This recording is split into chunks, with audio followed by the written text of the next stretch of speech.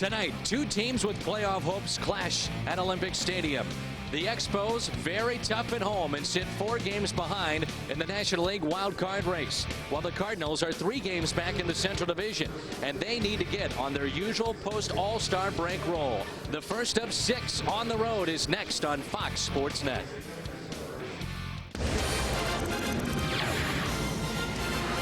Olympic Stadium in Montreal, Quebec, Canada is the scene. It is game number 1 between the Cards and the Expos, and a very important start tonight for Garrett Stephenson.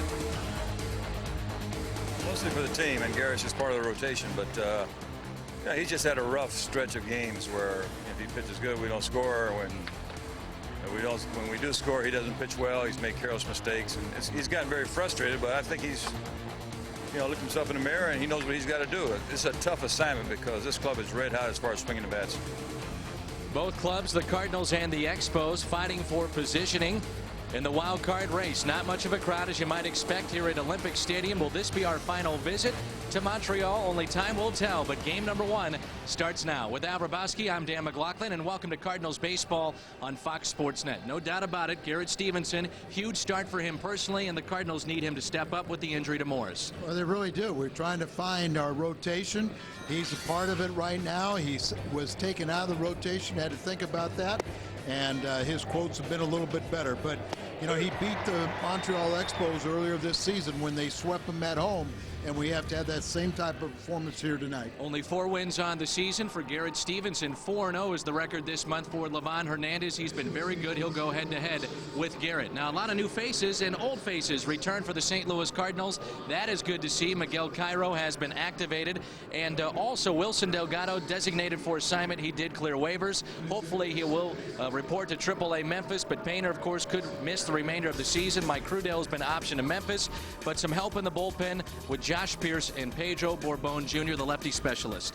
Well, Danny, I think when you look at our ball club, you just see that the rotation is very unsettled. The bullpen is in flux, and something's got to happen. This ball club is really looking for Walt Jockey to pull off one of those trades. Just psychologically, they need something. Well, something that will not happen tonight is Jim Edmonds in the lineup. He's only played 4 times in the starting lineup since the All-Star break. J.D. Drew also not in the lineup. More on that when we come back north of the border in Montreal. Cardinal baseball on Fox Sports Net is brought to you by Bud Light. For the great taste that won't fill you up and never let you down, make it a Bud Light. By your local St. Louis Chrysler Jeep dealers, the official automotive sponsor of the Cardinals. By Pennzoil, not just oil, Pennzoil. And by Southwest Airlines, bringing people together with low fares. Just a gorgeous day here north of the border in Montreal. We are indoors, though, at Olympic Stadium. Home of the Expos. There's Frank Robinson, the second-year manager for Montreal. He said this was going to be a 1-year deal, but here he is in his 2nd season, on the verge of postseason play if his team can make a run and earn that wild card berth. Let's take a look at Tony La Russa's lineup. As we mentioned as we went to break, no J.D. Drew, no Jim Edmonds. So Bohart will play second base and lead things off. The right fielder is Orlando Palmeiro. This is brought to you by Southwest Airlines. We'll see Albert Pujols here in this first inning. Tino Martinez, the cleanup man, playing first. Scott Rowland, the third baseman. He's banged up, but in that lineup. Shortstop Edgar Renteria, then Kerry Robinson, the center fielder tonight. Chris Widger is behind the plate. And on the mound for St. Louis and batting ninth, Garrett Stephenson. This week's series at Olympic Stadium, the first games on artificial turf this season for the Cardinals. Our Chrysler starter for the Montreal Expos, Liván Hernández, World Series postseason hero back in '97 with the Florida Marlins. He pitched in the World Series, was crucial down the stretch for San Francisco last year, and he's in his first season with the Montreal Expos. A record of 10-6, and he's 4-0 in this month. So we're catching him at a bad time at 7:06 here north of the border with our first pitch to Bohart. Liván Hernández always been a good second-half pitcher, and no doubt he's doing the same this year. And Bohart lifts it high in the air, deep left field. Wilkerson is back in front of the track, and he's got it for out number 1. We take a look at the defense behind Liván Hernández, brought to you by Auto Tire. Wilkerson, Chavez, Guerrero in the outfield, Carroll, Cabrera, Vidro, Cordero on the infield. Schneider is behind the plate, and of course Liván Hernández on the mound. Our Auto Tire around the horn. And here's Palmeiro, the right fielder tonight for St. Louis.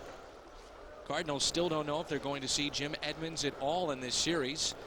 And J.D. Drew will probably play one of the 3 games with this artificial turf. And as we mentioned, this is just the first time the Cardinals have played on artificial turf this season. Yeah, Jim Edmonds had an injection yesterday. They will evaluate him tomorrow. A lot of times you like to wait, well, as much as 72 hours, but close to 48 hours, and then see how that medication, anti-inflammatories into the shoulder area, see how that responds. Tony La Russa trying to keep his team poised, and knows this is a tough assignment against a very good ball club that's playing well. Albert Pujols waiting on deck. A count of 2 balls and a strike on Orlando Palmeiro, the right fielder tonight. That's a strike.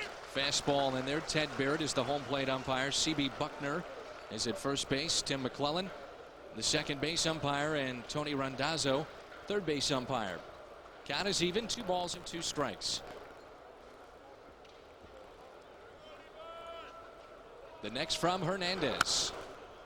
Tap foul off the bat of Palmeiro. Jim Edmonds, Tony La Russa saying before the game initially he wanted to DL Edmonds about 5 days ago, but the medical staff talked him into saying, okay, let's give him some of those anti-inflammatory medication, see if he can come back, and this would be the target date in trying to get him back. Well, here it is. Game 1 against the Expos. He's not set to go and may not play in this series. And that is not good news. This is happening at the wrong time when you got J.D. Drew, a guy that really can't play every single day on artificial turf, and he played in every single game over the weekend against the Pittsburgh Pirates. Yeah, I think you got to be thankful that J.D. played as much as he did in the homestand, and then, as you said, the first day on turf and a bad turf here in Montreal. But you know, Tony doesn't worry about the things that are beyond his control. Full count pitch. Palmeiro rips it to the second baseman on the outfield turf, and he makes the play. Jose Vidro. And it brings in Albert Pujols, and Rose Ziegler is the True Value pick and predict sweepstakes contestant tonight. Rose has already won a $25 gift certificate to O'Fallon True Value in O'Fallon, Missouri. If her guess of Pujols hitting for the cycle is correct, then Rose will win $100,000. To enter to win, visit your local True Value hardware store. Here's Albert Pujols. Gets underneath this one into left field. Wilkerson to his right. He makes the play. Hernández a 1-2-3 first. And there's no score in Montreal.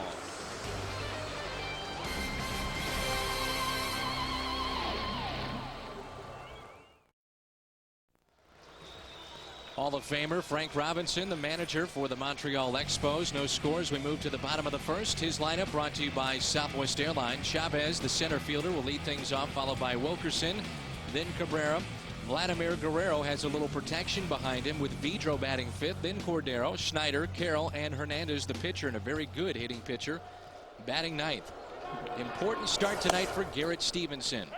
His first start since being removed from the rotation after giving up a double and a home run to Hideo Nomo and the Dodgers and losing that game, the first game back from the All-Star break. And Garrett was banished to the bullpen, and he was unhappy about it. He is our Chrysler starter, but maybe he learned something from that experience. Well, you know, Garrett just wants to worry about everything that's beyond his control. He says, look at my opponent's batting average, 249. Yeah, that's very, very good. But you know, if a play is not made behind him, if the team doesn't score runs, he overreacts, and the players have not responded to him. So it's important for him to show him that he'll do his job and not worry about everyone else's. And the key in what you're talking about there, will players play hard behind Garrett Stephenson? And that's one of the major concerns for Dave Duncan and Tony La Russa. Yeah, I mean, Tony basically told us one time that that was why he took him out of the rotation. Fastball, and got him.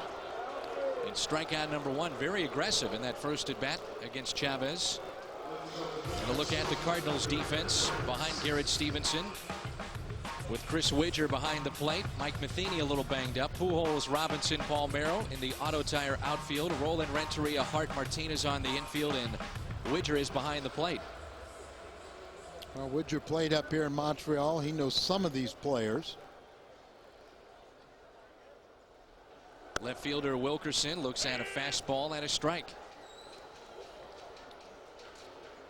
Runner-up in the Rookie of the Year balloting last year, Brad Wilkerson. Mentioned that Garrett Stephenson back in the rotation because of the injury to Matt Morris. And Morris apparently has had great progress on his throwing end. X-rays will be forthcoming on Friday. And he would like to at least start throwing over the weekend.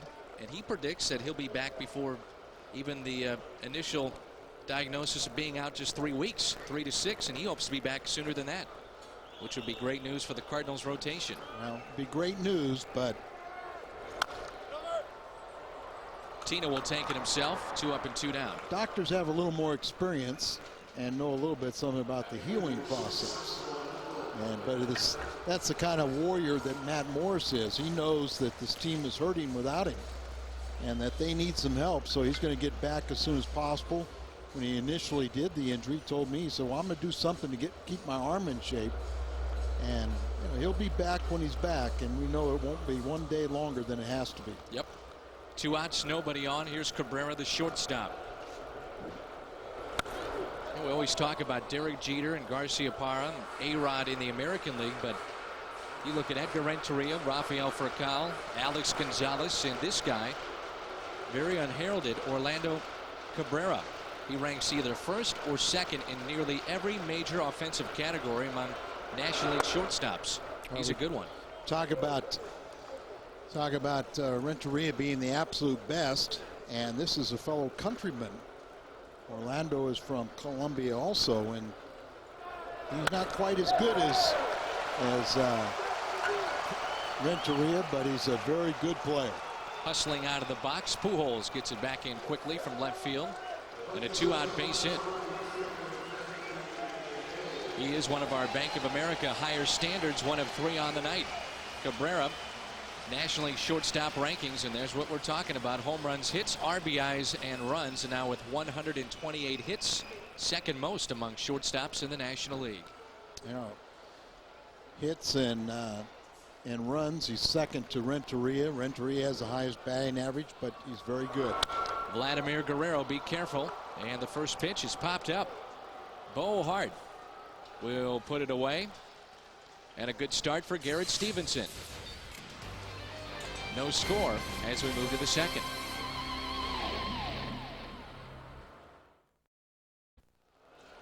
Top of the second, Frank Robinson and the Expos have been road warriors this season.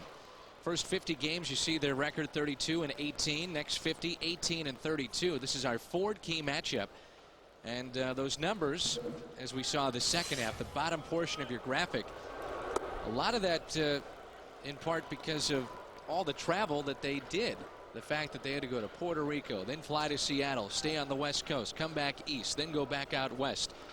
Playing 22 of their 81 games in Puerto Rico, and of course playing the rest here in Montreal. But Frank Robinson, who has been around the game of baseball for so many years, said that was the worst road trip he's ever seen in Major League Baseball. Yeah, and that long road trip coincided with that downslide. Right.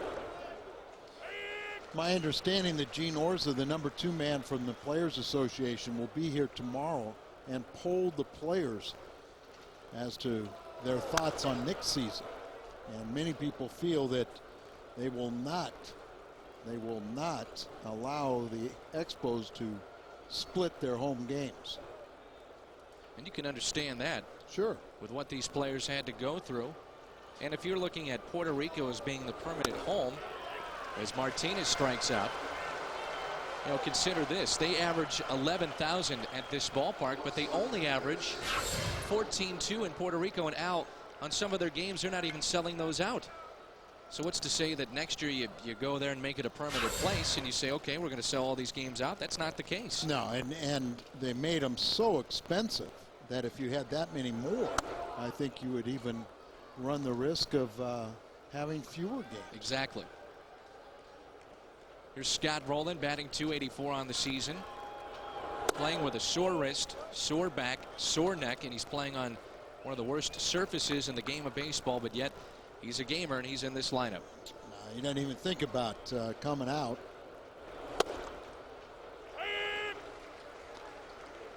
Two balls and one strike on Rolen. .240 hitter in his career here at Olympic Stadium. The Braves will host the Astros tonight. Atlanta has already swept a 3-game series earlier this season. Good pitching pairing there. Roy Oswalt will go for the Astros. Russ Ortiz for the Atlanta Braves. Ortiz is tied in the league lead in wins with Woody Williams. And Chicago is playing host to San Francisco. As Rolen hits it into deep right center field. That's got a shot to get out. That ball is gone. Clears the wall in right center. Scott Rolen with a home run, number 22 in his 72nd RBI, and it's 1-0 Cardinals. That's why you stay in here and play, because you never know. Sometimes through not feeling 100%, you're a little more relaxed. You don't try and overdo things, and good things can happen for you. That is the 19th home run allowed by Hernández, and it is the 22nd home run for Scott Rolen. It's our Nextel direct connect hit. Snuck over the fence. You know, the Cardinals are obviously looking for pitching help, and Liván Hernández is somebody that comes up. Also Vasquez that we'll see in this series, I believe, won't we? I think so. I'll have to take a look. No, we for don't. Sure. We miss him. We're going to see Vargas and Zach Day. Right. But, you know, but why are these Expos are right in the middle of the wild card as you see the home run pitch again? There's Edgar respond. With a base hit into left field. Renteria, one-out hit. Here in the top of the second, so back-to-back hits. Former teammates right there, Renteria and Liván Hernández, while playing with the Florida Marlins. And it brings in Kerry Robinson. Good compact swing here by Renteria. Well, just has a pretty good idea, and see the ball drifting in on him. He's off the plate and swinging at strikes, controlled swing. Liván Hernández is 7th among Cuban-born pitchers with 79 wins. Gary Robinson is going to see some playing time in this series with Drew with that bad knee on this turf and surface, and Jim Edmonds, of course, still out with that sore shoulder. And right now, why not? And remember, when you have the speed that Kerry Robinson has, the artificial turf is a real asset for him. Kerry swinging his bat as good as we've seen him all season long, not best. Runners on, he's batting .362. Man at first is Renteria. Robinson right back at Hernández, and there's a double play. Hits into some tough luck, and it ends the top of the second. But the Cardinals grab the early lead. Scott Rolen with his 22nd home run. 1-0 Cardinals.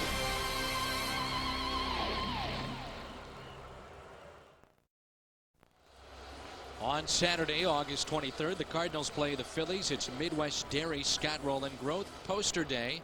All fans ages 15 and under with a paid admission receive a life-size growth poster featuring the Cardinal third baseman who is homered tonight.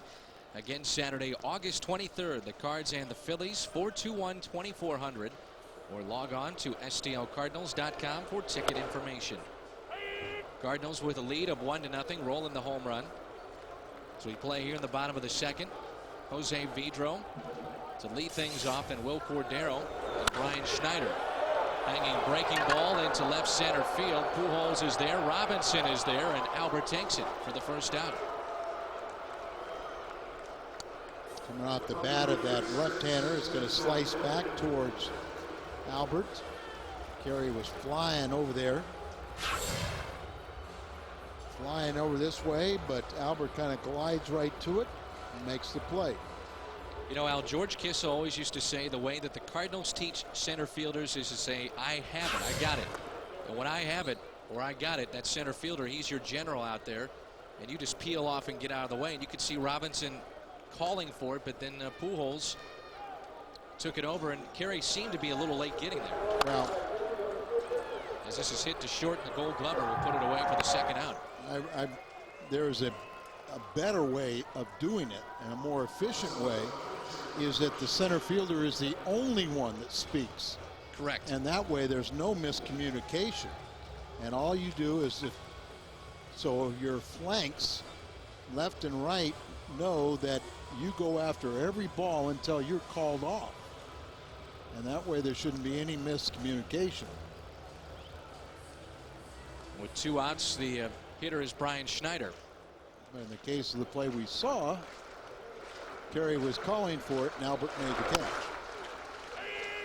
This is our Geico Direct quote of the day from Tony La Russa. We haven't had a streak yet, whether we're good enough or not. For that, we'll see, telling MLB.com. And this has been baseball's best team in the second half of the season since 2001. They've gone 103-51 since 2001 in the second half after the All-Star break. Oakland has been very close. A team that closes very strong. And of course, Tony was talking about a winning streak. Correct. The right kind of streak. The right kind of streak. Brian Schneider is going to be catching virtually every day. Michael Barrett was put on the disabled list. He has a hip flexor after a very disappointing season, or first couple months for Michael Barrett. He just started hitting well this month and did not want to go on the disabled list. So Schneider will get all the playing time. Here's a 1-2 pitch. It's sharply to Bohart. Makes the play, gets up and throws him out. What a dazzling play by Bohart. He does it again. Boy, he is something else. 1-0 St. Louis.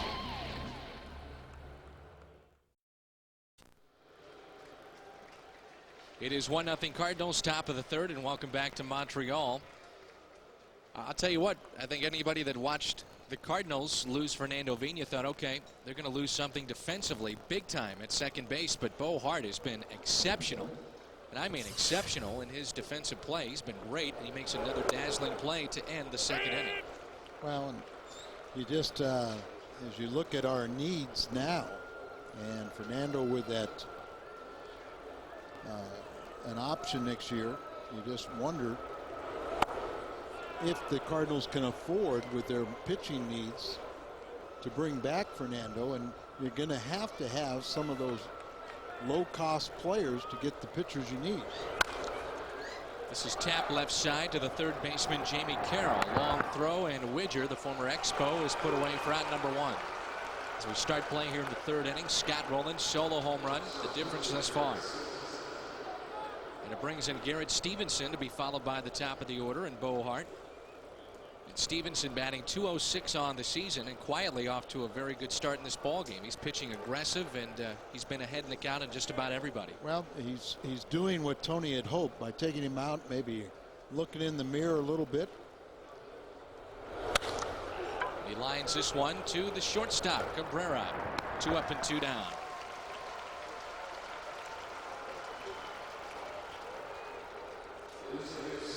Our Pennzoil protection play of the game from Bohart. Another great play. A diving stop on his backhand. This is supposedly his toughest part to handle. Balls to his right, but he has done this effortlessly, it seems like. And he makes another great play there. He made the diving play on Friday night. He's really played much better defensively than we were ever led to believe, and even a surprise to the coaching staff. Gone to his left, to his right. He's gone back on balls, come in on balls. Still a little trouble with the exchange on double plays, but you know, there you're replacing the best in the business in Fernando. He has come back down to earth a little bit at the plate, but that was expected after his torrid start. Did have 2 hits in the 3-0 loss to the Pirates yesterday at Busch Stadium. Well, you know, if you could bring in any rookie, your only hope is that they get off to a good enough start that they can weather the storm psychologically when they do come back to earth. And I think that's what's happened with Bo. He's got his average so far up there that it didn't faze him when he started having the tough stretch. And with the defense that he plays, you're more than happy to leave him out there. Fly to left. His first time up, he's 0 for 1. A count of 2 balls and 2 strikes with 2 outs and nobody on.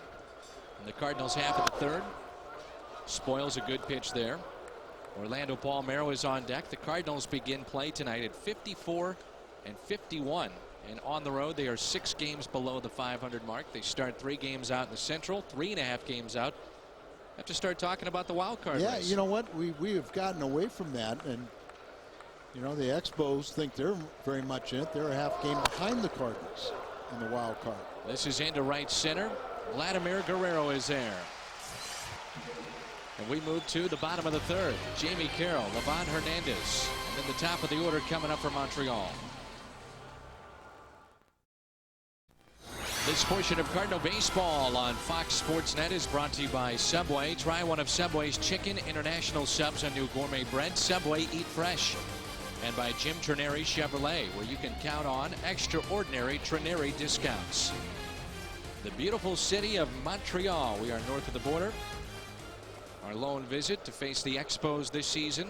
First time on artificial grass for the Cardinals this year. And it's a score of 1-0. Scott Rowland, a solo home run, is 22nd on the year. And that's been the lone RBI in this ball game. Jamie Carroll, 7 seasons in the minor leagues for the Expos, over 800 games. And now he's in the major leagues. And now he starts off the bottom of the 3rd with a base hit. He's thinking 2. Palmeiro slips in right. And it's a leadoff double. It was Jamie Carroll's first extra base hit since June 22nd. And really just kind of a clunker that he just reaches out. Defensive swing, puts it into right field, and watch Palmeiro. We talk about the bad turf, and then you see a little bit of it. Very worn and almost a slip by Palmeiro, assuring the double. And it brings in Liván Hernández. Hernández with 3 sacrifices on the season, but this is a guy that you can let swing away and trust to get that ball to the right side, and many times to get that bunt down. At one point back in 2001, he had 8 consecutive plate appearances with a hit. He entered 2003 as a career .242 hitter with 4 home runs and 39 RBIs. He has 34 career sacrifice bunts, 24 hits in 2001 alone. Corners are in. The pitch is taken for a ball. 1 ball and 1 strike after the leadoff double. Jamie Carroll. Andy Chavez is the man on deck at the top of the order. At 24 hits in 2000 alone was the 2nd best single season total in San Francisco history. Juan Marichal had 28 in 66.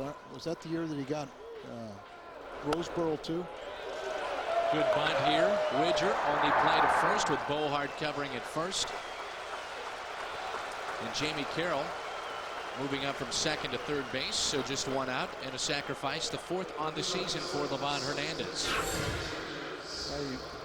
Responsibility of a starter, you got to help yourself here, and getting that man into 3rd base with only 1 out is huge. So he gets the man down. Now Garrett is going to have to pitch a little tougher. He pulled the left side of the infield in. Bohart is back at 2nd base, and Tino's in a little bit. This is a guy with great speed at the top of their order. He has 8 bunt hits on the year, including 2 bunt doubles. Right. 2 bunt doubles. Remember when he came into Busch Stadium, he had just done that, and it's not a misprint. Bunted the ball twice and ended up at 2nd base. Got him 2 balls and no strikes. Garrett had been very aggressive, and here you got to still maintain that philosophy. That is pulled and a fair ball. And into the seats, a ground rule double. The game is tied as Chavez ties it up with his 33rd RBI. That was just fair, and it hit off the bullpen mound down that first base line and skipped into the crowd, and it's 1-1.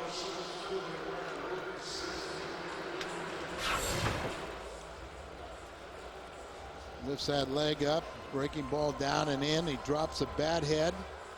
Fair over the bag. There it goes off the mound and into the stands for the ground rule double. And the batter will be Wilkerson.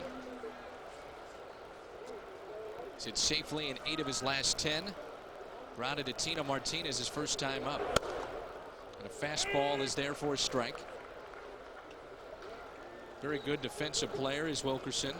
10 outfield assists, which leads the Expos. Normally it's Vladimir Guerrero, but he's been out with a back injury.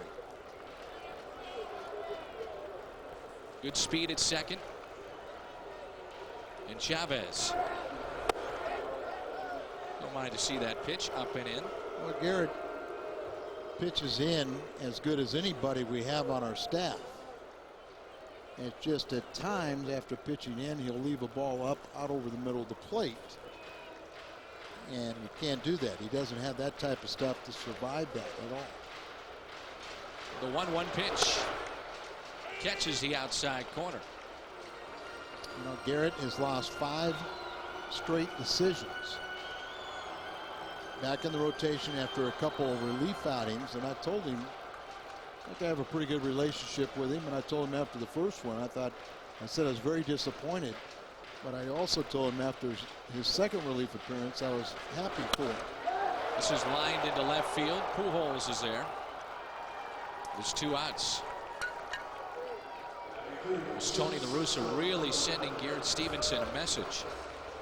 In one of those appearances over the weekend in a blowout win for the Pirates, and Garrett doing some mop-up work, but that was Tony's way of saying, hey, this is me sending you a message, get it, and let's get things going. And that's the time where I said I was proud of him that he went out there and took care of business.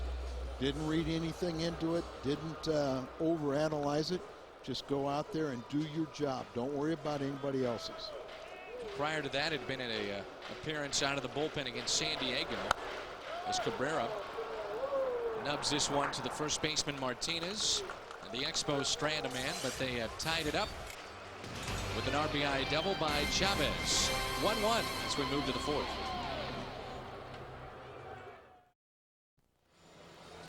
Our Affleck trivia question: who did the Expos get for their Randy Johnson trade with the Mariners? That was back in 1989. Who did they get? You know, the interesting thing about that, it was Randy Johnson and 2 other young pitchers all go for 1. Randy Johnson at that time with Montreal, really an untapped pitcher. World of potential, obviously, with his size and as hard as he threw. Yeah, there were 3 good young pitchers that went to Seattle. And really Seattle, and you look at what Houston's been able to do with their trades there. Montreal got a pitcher in return and then was not able to sign him. One of those deadline type trades, and you sit there and you go. It's Paul Merrill lines this one to left center field. Chavez in front of the track, and he's got it. That's out number 1 to start the 4th inning. Of course, this is also the anniversary of the Scott Rowland deal. Scott was required on this date last year from Philadelphia. Here's Albert Pujols.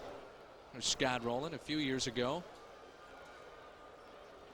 Will Clark and Mike Timlin were acquired, and we were here in Montreal when that happened. Of course, Will Clark, a difference maker a few seasons ago for the Cardinals. Pujols was 1 for 4 yesterday with a first inning single. Comes in tonight with a 12-game hitting streak. He lines this one down the right field line and out of play. And it's 0-2. This day in baseball history brought to you by Schnucks. Al, you're right in line with those guys in the truck. The Cardinals acquire Scott Rowland from the Phillies for Polanco, Bud Smith, and Mike Timlin. And a ball into Pujols. It's 1-2. Bud Smith is going to have another surgery, apparently. He's had 2 since the Phillies acquired him in that deal. Polanco is banged up. He was out of the lineup the last couple of days for Philadelphia. And Mike Timlin is with the Boston Red Sox. Placido has done a nice job for Philadelphia, but I think we're all very pleased and happy to have Scott Rowland. Count of 2 balls and 2 strikes on Pujols. Who fly to left field his first time up. And a full count on Pujols. legitimate shot for the Triple Crown, and Frank Robinson was asked about it, a guy that has done it before. And Frank Robinson was saying, you don't even start talking about it till August 1st. That's it. Well, we're almost at August 1st. Not quite there yet. He's saying you got to wait till August. I don't think you talk about it until September 1st. That's what George Brett was saying. And about 400 as well. Tuesday, August 26th, the Cardinals play the Cubs. Keychain night is coming up. The first 30,000 fans ages 16 and over with a paid admission receive a specially designed keychain in the shape of a baseball glove. 421-2400 or log on to stocardinals.com for ticket information. So Pujols strikes out. The first two are down. And here's Tino Martinez, who was caught looking, and he drives this one down the right field line. It is hooking and just foul. Tino a little bit out in front.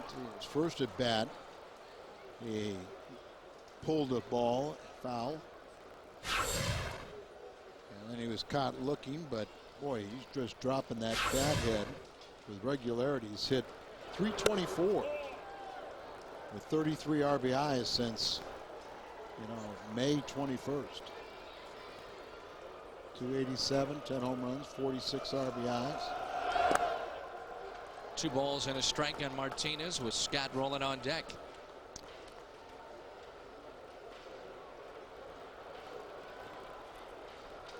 Liván Hernández, 1997 with the Marlins, won his first 9 decisions with Florida as a rookie after defecting. The most wins he has had, 17. That was with the Giants in 2000. But in 97, he was the MVP of the NLCS and the MVP of the World Series for the Florida Marlins. See the 79 wins. I mentioned earlier that 7th best among Cuban-born pitchers.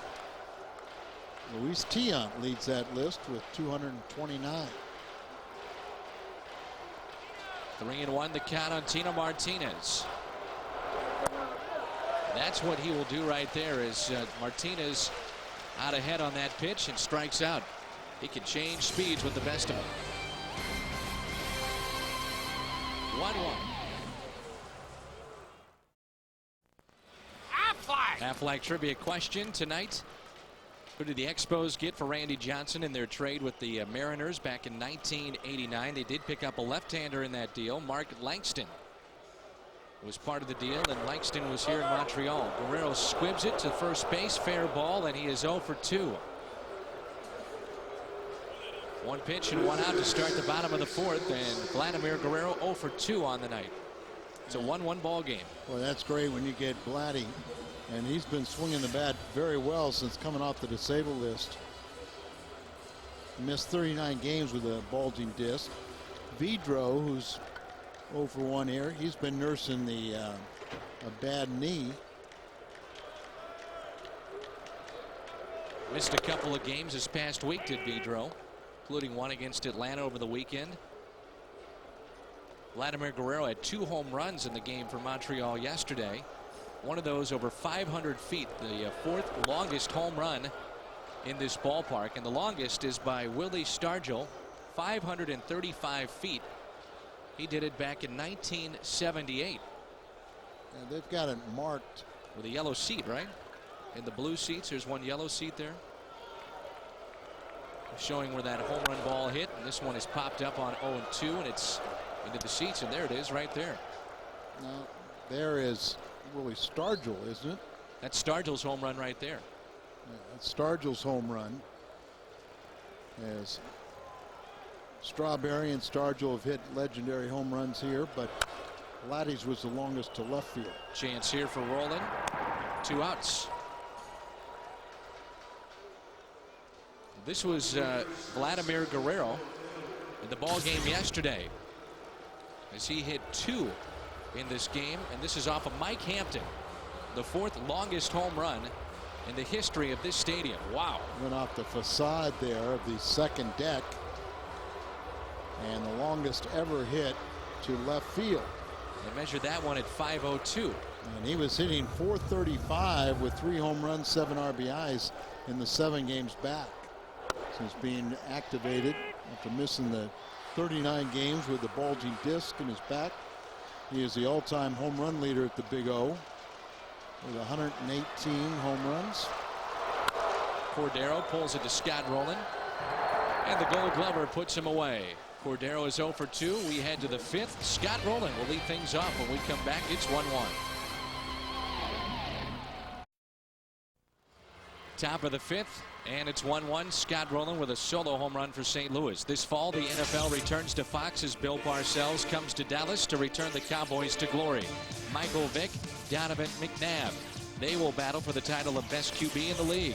The biggest stories in the NFL are in the NFC, and the NFC is on Fox, and again, it is September 7th.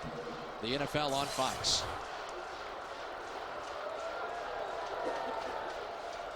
Rowland leading things off.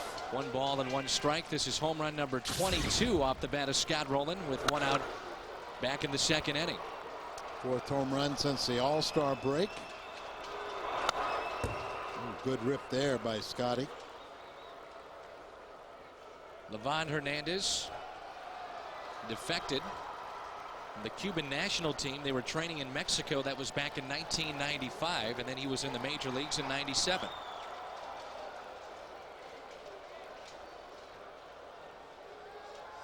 Count of 1-2 on Scott Rowland. And time is called. You can see that without question, the last couple of years he's really put on some weight. This year, though, a little bit slimmer, not much, but compared to when he first got to the major leagues, he's really put on a lot of weight, and diet has been a big concern, whether he's been with San Francisco or Montreal or at the tail end of his Florida Marlins career. Well, you can imagine the culture shock. Being in a communist country where food at a minimum, and just all your things that we take for granted, and then to have the money in your pocket to go to any fast food restaurant and get food at any time. Really took something off it there, and a strikeout of Scott Rowland. He has struck out the last 3 that he has seen. Boy, this is really taking it down in velocity on this pitch. Well, Randy St. Clair, the pitching coach, told me that one day he was throwing on the side. I said, why is he pitching so well? And he said, well, he was pitching on the side, and he changed his arm action. He came down a little bit on that slow breaking ball. And then he said he started throwing from the same spot as his other pitchers, and that's where he went on this tear of winning. Renteria into shallow right. It's dropped by Guerrero. Edgar running hard, and the throw is late into second. So an error on Vladimir Guerrero in right field. Rarely will you see that. Well, a lot of times you'll see Guerrero make a lot of errors, and this is his 5th of the season. But a lot of times it's throwing because he has such a good throwing arm. But right there, and it's a good way of making the example of, remember, we always talk about a legal catch. You have to reach in and extract the ball. And there you see him.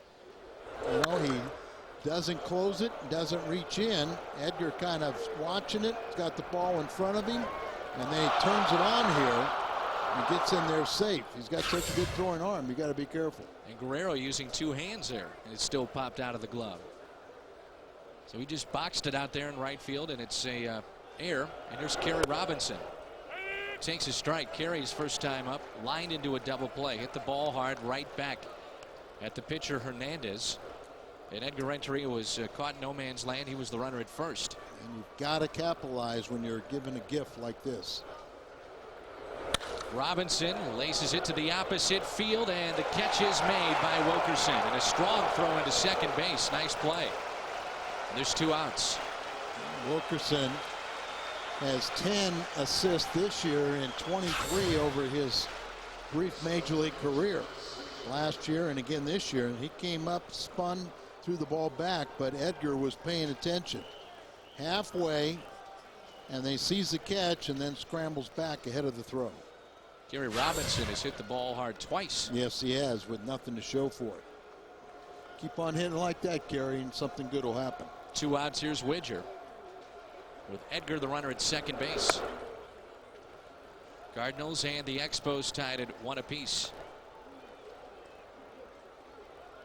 Liván Hernández, the younger brother to El Duque, El Duque is 10 years older and the winningest pitcher in Cuba history. Part of their national team as well. Popped up on the infield. The third baseman takes it. That's Jamie Carroll. The Cardinals cannot capitalize on the error made by Guerrero. Bottom of the fifth is coming up. Cardinal fans, if you would like to win Cardinals tickets and participate in the Southwest Airlines Family of the Game promotion during a Cardinals home game, here's your chance. Send your name, address, and phone number to Southwest Airlines Family of the Game, P.O. Box 771192, St. Louis, Missouri 63177. And good luck from Southwest Airlines. Olympic Stadium in Montreal. A score of 1-1 between the Cards and the Expos as we move to the bottom of the fifth. Brian Schneider, Jamie Carroll, and Liván Hernández for the Expos. This ballpark opened up for baseball, the first baseball game in 1977. Steve Carlton was on the mound for the Phillies, and there were 57,000 fans there on that day, an opening day back in 1977. Historically, the Cardinals have never played well here at Olympic Stadium, going back to 77. Good pitch by Garrett Stephenson. And people forget too, that was one year in the early 90s when Montreal led the National League in attendance. Yep. I mean, they used to draw people here. And this is pulled down the right field line. Foul and out of play. Not anymore, as they're just averaging just over 11,000 fans a night. They played very well here at home, though. They're 32-20 here at this ballpark. 1-2 the count on Schneider. It's Garrett Stephenson working here in the bottom of the fifth. Garrett has struck out one. He's not walked a man. He's allowed a couple of doubles and 3 hits overall. Full count. This is built for the 1976 Olympics. And since then, all kinds of problems at this stadium. In just a moment, we're going to show you a guy that just was inducted into baseball's Hall of Fame. Another good pitch by Stephenson. And he started with the Expos back in 1974. Our Bank of America higher standards. Congratulations to Gary Carter, the kid. Inducted into the Hall of Fame. He went in as a Montreal Expo, a career .262 hitter. He spent 10 years with Montreal in his first stint. He retired in '92 as a member of the Expos. He's in the top 4 in Expos history of 9 major offensive categories. Paul Merrow is on the run, and that ball is foul in the right field corner. Gary Carter, I first met him when he was in high school. And when he first got to the big leagues in '74, he was a right fielder. 11-time All-Star, 8 as a starter. Said his greatest moment in the major leagues was 1986 and winning that World Championship with the New York Mets. If he had his preference, and for players in Major League Baseball, they do not. If he wanted to go in as a New York Met, he could capitalize on those opportunities a little bit more so than he can with that cap of the Montreal Expos. And he also wanted to be part of a franchise that he thinks is going to stick around, and that for sure is going to be the New York Mets. That's the biggest thing, but they're going to honor Gary first week of August, or probably this weekend. Little looper into shallow left, and a base hit over Renteria and out to Pujols. A 1-out hit for the number 8 man in the order. That's Carroll, and he's 2 for 2. Well, it carries that theme that we've seen with Garrett Stephenson, just getting a little bit casual at the end of the order, and it burns him.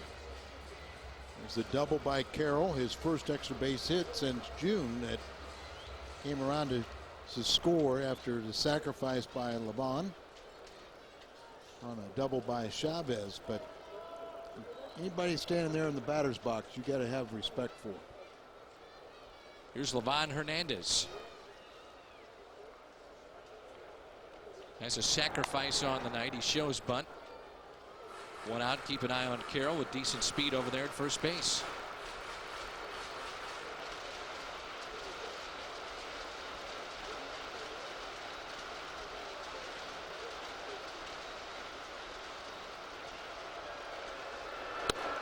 Breaking ball and a strike. Well, you know, talking about Gary Carter, he went in with a couple other guys, Eddie Murray and also Bob Uecker. And our trivia question tomorrow is going to be quite interesting. Home runs allowed, right? Yeah, what pitcher gave up a home run to all three of those guys? Hall of Famer did it too, Well, right? It have to be a Hall of Famer because it's a foul ball. Because, you know, you'd have to play over several decades. You have to have a longevity. Doesn't mean you have to be a Hall of Famer, but it's one of the criteria. Now, we just gave you the numbers for Gary Carter. Ted Simmons, over 240 home runs, over 1,300 RBIs, and an average of 285. And Ted Simmons not in the Hall of Fame. How did he, you know, I wasn't paying attention, but The average in the home runs and the RBIs better than Gary Carter for Ted Simmons. let me just tell you this. Whether Teddy is a Hall of Famer or not, and he was the best catcher I ever threw to, but it was a travesty that he did not stay on a ballot more than one time. And a strike on the inside corner. Second strikeout in this inning, third overall for Garrett Stephenson. What's on Tap brought to you by Bud Light. For the great taste that won't fill you up and never let you down, make it a Bud Light. Tomorrow at 5:30 with the pregame show and game 2 of this 3-game series. Dan Herron and Claudio Vargas and Woody Williams and Zach Day will hook up on Thursday, a day game and no television. Our next televised game after tomorrow will be on Friday night from New York and Shea Stadium. But the numbers, compare him to guys like Gary Carter, and Ted Simmons should be in the Hall of Fame, or at least a harder look at the Hall of Fame. The thing about Carter was he was a good defensive catcher, and people criticized Ted Simmons's catching abilities. But I'll say this: if the game was on the line, well, anytime, there was no one I would rather throw to than Ted Simmons. Andy Chavez, the leadoff man, the lone RBI for Montreal. RBI double back in the third.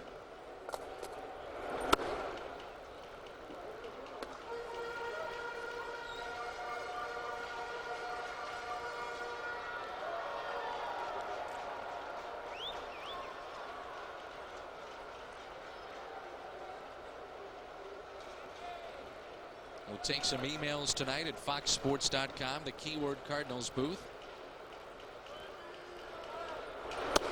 The pitch misses outside. Right-hander Chris Benson went on the 15-day disabled list, and he takes himself out of the rotation despite what the Pittsburgh doctors were saying was a fine arm, no problems, no structural damage, and he wants to get a second opinion, so he takes himself out of their starting rotation. And you would figure that would make Chris Benson a hard property to move. Well, won't be able to move him. And didn't you say that he's saying he's shutting it down for the year? Taking a hard look at shutting it down for the year. I know the Pirates feel that it is mechanics that has led to this discomfort. He feels he's hurt. Sidney Ponson is probably the biggest name that you hear about as far as pitchers.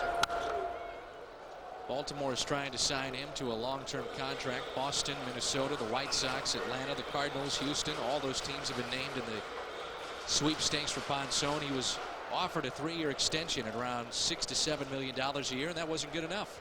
He turned that down. I don't think the Cardinals have the ability to make that deal. They don't have the give up the value for Ponson. But I think the Cardinals are going to make a deal. Well, Jocketty has said time and again that if a trade happens, it is for this season. He is a buyer, not a seller this year. Right. But, you know, and I think rightfully so, Walt is also trying to think not in short term, but also think for the future, too. This one is slapped to the opposite field. Pujols on the run near the line. He's got room and makes the play. Expos strand a man. They've left 3 this evening. We head to the 6th in a tie ball game. Ball on Fox Sports Net is brought to you by Jack in the Box. Jack's got 3 new ultimate salads: Asian chicken, Southwest chicken, and chicken club. By Chevy Trucks, the most dependable, longest lasting trucks on the road. And by Geico Direct, the sensible alternative. Welcome back to Montreal and Olympic Stadium. Not much of a crowd on hand this evening as the Cardinals and Expos hook up in game one of this three-game series. The Cardinals swept the Expos back in late May. That was at Busch Stadium as Garrett Stephenson will lead it off here in the sixth. And a breaking ball from Liván Hernández. Getting some emails about Billy Beane's Moneyball book, and will that hinder Billy Beane in trying to make some deals with other GMs? And let's face it, a lot of GMs will deal with guys that they like. And a lot of people around Major League Baseball, Al, were offended over that book, as he made it very clear that he has his own way of doing things. Billy Beane, the general manager of the Oakland A's, and how he evaluates talent. And there's a strikeout of Garrett Stephenson. He's 0 for 2. I'll be real curious to see what GMs decide to deal with Billy Beane. Well, you're right. I think it's not going to be their first choice. They may out of necessity have to deal with him. And I was just talking to a former employee who is very critical of the way he treats people. You're talking about Billy Beane, of course. Right. Here's Bo Hart. He's made a great defensive play this evening. He's 0 for 2. He's flied to right and flied to left. There you see with our graphic. One of our new looks with our new graphics package that we hope you enjoy. We mentioned that this is a key game for both these teams as far as the wild card is concerned. Philadelphia is 10 games above the 500 mark. They lead the wild card. Florida's a game out. Well, this one is stung to center. Well, he's hit the one to all three fields now. Left, center, and right. Philadelphia, then Florida by a game back. Arizona 2 games out. Los Angeles 3. Cardinals 3.5. And then Colorado, Montreal 4 games out. We talk about the National League wild card race in the American League. Boston leads it by 2.5 games over Oakland. You know, just recently we were saying that the wild card, there's no way it could come out of Central, but those other races have come back to us. Right. And now you just put on that winning streak. Anybody puts on a winning streak and you're right there. Atlanta has the best record right now in the National League. It's 69-36. San Francisco, though, not too far behind. They're at 67-38. But those two teams have run away with their division. But then you look at the rest of the pack, and that's what you're talking about. They're all fighting for that wild card. Here's Paul Merrow, who is lined out and fly to center. Lined out to the second baseman, Jose Vidro. 2 outs and nobody on in a 1-1 game.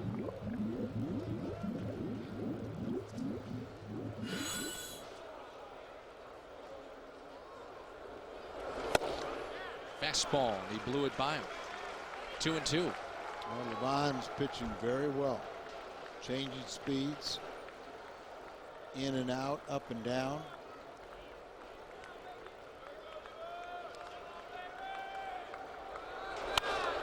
And a check swing. Hernández, a good play. Can field his position. And a 1-2-3 top of the 6th for this right-hander, Liván Hernández. Wilkerson, Cabrera, Vladimir Guerrero coming up 2, 3, and 4 in the order for Montreal. Ford Taurus, $2,500 cash back or 0% financing for 60 months to qualified buyers. Ford in your quality Ford stores. Your home run to Cardinal baseball fun.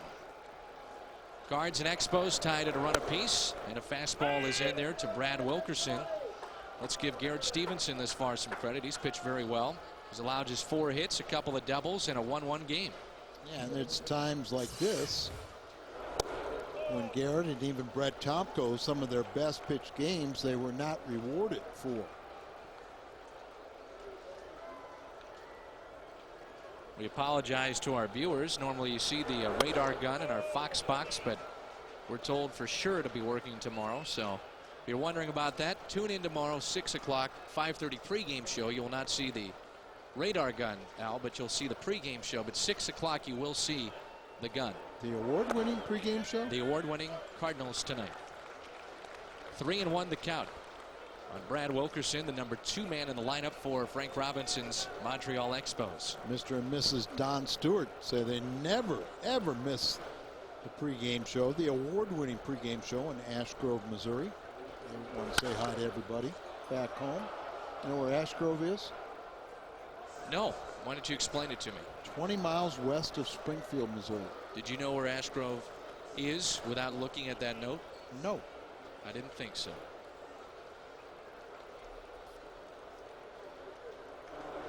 The 3-2 pitch. Oh, what a play by Scott Rowland. Gets up, throws him out. And Stephenson comes back after falling behind. 3 balls and a strike. Worked it to a full count. And Scott Rowland, a nifty play over there at third base. Well, the turf here is worn, so it's going to be very quick. But then you get that bad hop right at the end of it. Makes it even more of a dazzling play. And then you pick yourself up and throw on over. And he separates himself from everybody else. Tricky hop there at the end. That's it. Here's Orlando Cabrera. 1 for 2 with Vladimir Guerrero on deck. Email from Rick in Bridgeton, Missouri. When the Cardinals are in Montreal, do they announce things in both English and French, or just English? They actually have radio this year for both French and English speaking radio stations, and only 12 games this year will be televised locally in this market. And that's another factor. If they move to Puerto Rico, the television aspect of things is a concern as well for Major League Baseball. And the answer is yes. PA announcer does everything in English and French. But this year, the first time in a number of years that they've had the play-by-play in both English and French. Not much exposure for this team or this franchise locally. 3-1 the count on Cabrera. On the scoreboard, you see it written in French and English.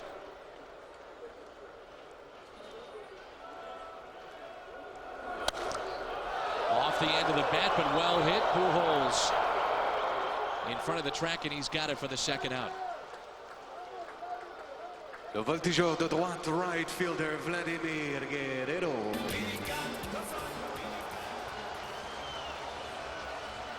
And hopefully that answers Rick's question right there.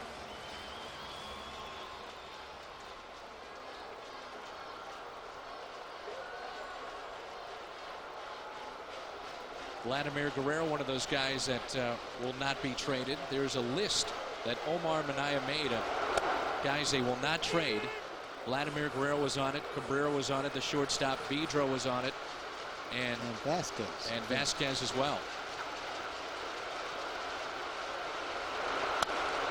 Guerrero is 0 for 2 on the night. This could make it 0 for 3. He's done so quietly. Bo Hart makes the play. Garrett Stephenson, a 1-2-3, bottom of the 6th. Pujols, Martinez, Rowland coming up. On Friday, August 22nd, the Cardinals and the Phillies will hook up. It's the Shane Company Mousepad Night at Busch Stadium. The first 25,000 fans ages 16 and over with a paid admission receive a computer mouse pad courtesy of the Shane Company. Again, that'll be Friday, August 22nd. The Cards host the Phillies. 421-2400 or log on to stlcardinals.com. Congratulations to Judy Lammers, today's merchandise prize winner, the Hyundai Long Drive Inning Sweepstakes. If the Cardinals hit a home run here in the 7th, Judy will qualify for the grand prize drawing of a Hyundai Elantra GT at the end of the season. To register, visit a St. Louis area Hyundai dealer to complete an entry form. Albert Pujols has struck out and fly to left, trying to extend this hit streak to 13 games. He's a leadoff man here in the 7th inning. Well pitched ball game on both sides. Liván Hernández and Garrett Stephenson. Liván Hernández was part of the Jim Brower deal. Brower was in the bullpen last season for Montreal and then sent to San Francisco, and we saw him twice against the Cardinals pick up wins. This is our Bank of America higher standards. Albert Pujols leads Major League Baseball. Home runs or RBIs to win or tie the game. Game-winning RBIs. You take it back to 2 seasons ago. He's got 50 on the season. Or rather 50 the last 2 years and 15 on the season. He picked up his last game-winning RBI over the weekend with 2 outs in the bottom of the 9th and the come-from-behind victory over Pittsburgh. You kind of remember that Sunday. Send us home. We've been on too many times on the other end of those walk-offs. And unfortunately, the Cardinals could not capitalize on that momentum into the ball game against Suppan. Yeah, Suppan, though, was awfully tough. As Pujols breaks his bat and pulls it foul. And you just wondered, did Jeff Suppan's stock and the asking price of the Pirates go up yesterday with that performance? Houston rumored for Suppan along with St. Louis. Boston has also been mentioned in there. Sure. The other names that you hear about: Kevin Jarvis, Kelvin Escobar, Corey Lytle, Sterling Hitchcock. There's a lot of names out there. But money has been the key issue with all these trades, and I think more so this year than we've seen in years past. Right. The 2-2. Contract status. Clubs are not trying to take on payroll, trying to make deals to make it an even swap. Good example is Giles and Kendall. Now, Kendall's got $42 million left on his contract, and San Diego would love to add Brian Giles, who is a Southern California native. They don't want to pay that kind of money for Kendall. Breaking ball, and Pujols strikes out. A rare 2-strikeout night for Albert Pujols. 6 on the night for Hernández, twice getting Albert, and it's both times that slow breaking ball. You're way out in front, and you don't often see Albert swinging over the top. See, what makes him so good is that combination of average and power that he makes contact and very few strikeouts. Fastball, a strike to Tino Martinez.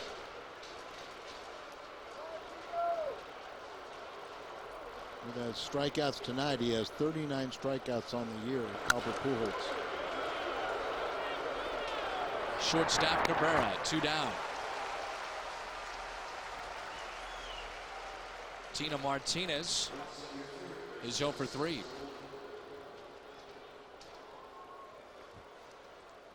And the batter will be Scott Rowland, 1 for 2 on the night. The lone RBI for St. Louis. You know, we must be opposite field home run. Yeah, we must be in a pennant race with all the security we have around our hotel. That was something else when we pulled in last night, wasn't it? How about this afternoon? You had to walk I walked a block away to go to a restaurant. I had to walk 6 blocks to get back to the hotel, as there's the World Trade Organization is holding their meetings at our team hotel. And we have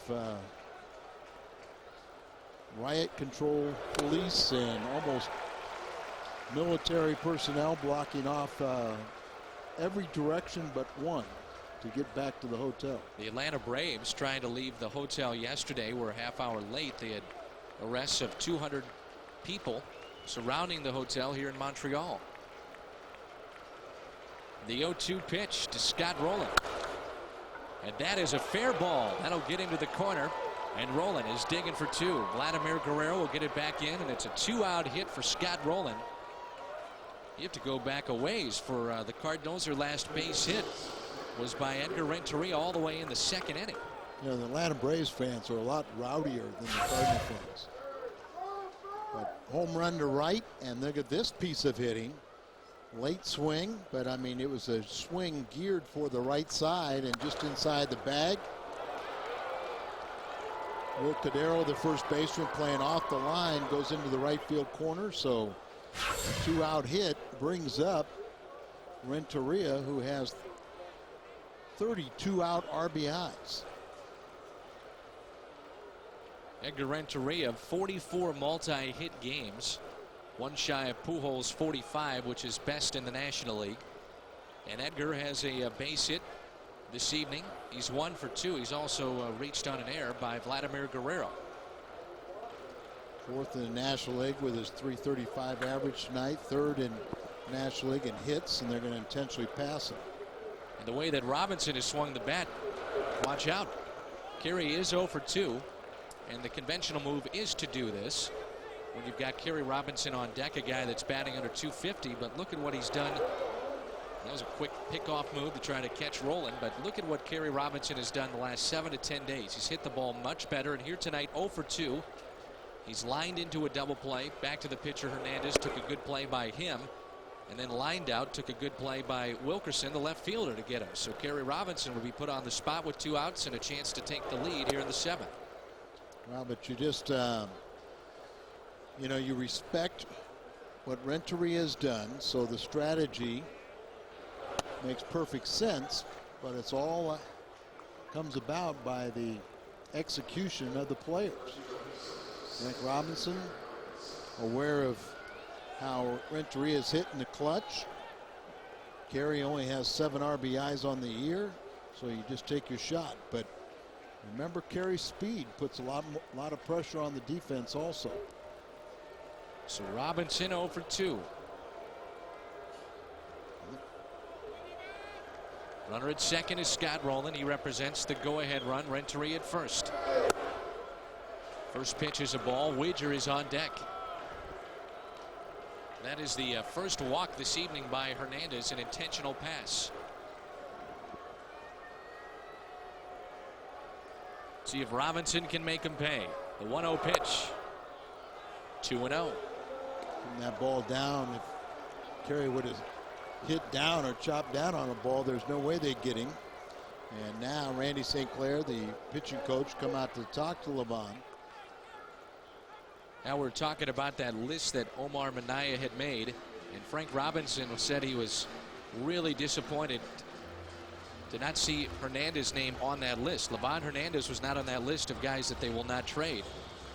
And he was saying he did not want to trade him. He figures, hey, this is a big-time pitcher. We need this guy down the stretch. Well, you know, why even put a list out? Right. And they made it public. I mean, Yeah, people know about it. I mean, why even do that? There you see Omar, and he's done a very good job here. But remember, you know, this club is owned by Major League Baseball. It's supposed to be able to run itself independently. Here's your budget, run it independently. But some people are saying, isn't it a conflict of interest of other clubs or Major League Baseball saying you can do this or do that? 3 balls, a strike on Kerry Robinson. First and second, 2 outs in a 1-1 game. I know Tony La Russa was surprised to see a payroll of around $50 million for the Expos. Robinson slaps it to center. Chavez back, and he makes the play. 3rd time tonight that Robinson has hit the ball hard. He's hit into some tough luck. The intentional pass pays off. It stays 1-1.